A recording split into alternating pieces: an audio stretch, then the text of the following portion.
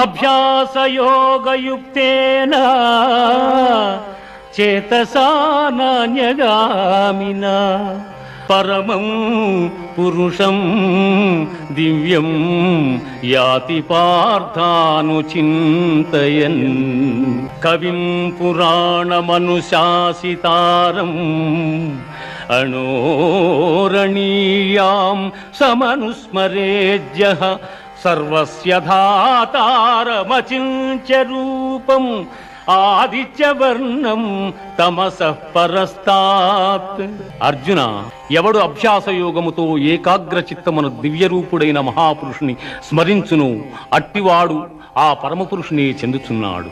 ఆ మహాపురుషుడే సర్వజ్ఞుడు, పురాణ పురుషుడు, ప్రపంచమునకు శిక్షకుడు, అణువు కన్నా అణువు, అనూహ్యమైన రూపము కలవాడు, సూర్యకాంతి తేజోమయుడు, అజ్ఞానాంధకారము కన్నా ఇతరుడు.